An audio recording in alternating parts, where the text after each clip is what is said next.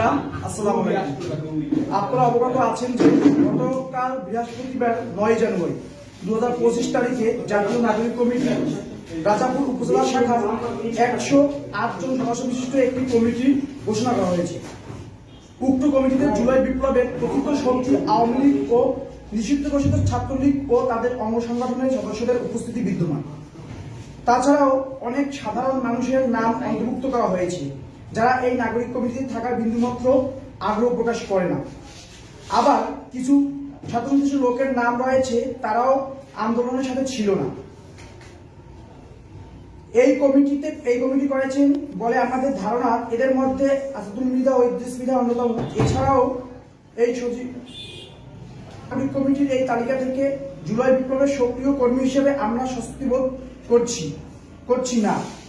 এমন অবস্থায় আমরা সকলে সম্মিলিতভাবে জাতীয় নাগরিক কমিটি থেকে স্বেচ্ছায় সচ্চিকারে পদত্যাগ করলাম। আমরা বৈষম্যবিরোধী ছাত্র আন্দোলন রাজাপুর উপজেলা শাখার পক্ষ থেকে জাতীয় নাগরিক কমিটির কেন্দ্রীয় নেতাদের দৃষ্টি আকর্ষণ করছি, তারা ভালোভাবে যাচাই বাছাই করে পুনরায় প্রকৃত আন্দোলন অংশগ্রহণকারীদের নিয়ে নতুন কমিটি করুক এবং কমিটির প্রধান সচিবকে তার এবং কর্মের জন্য বাদ দিয়ে অন্যদের দায়িত্ব দেওয়া হোক। পদত্যাগকারীদের নাম: মুনায়েম খান, নাইম খান, মিঠুন, মুস্তাফিজুর রহমান, জাহিদুল ইসলাম।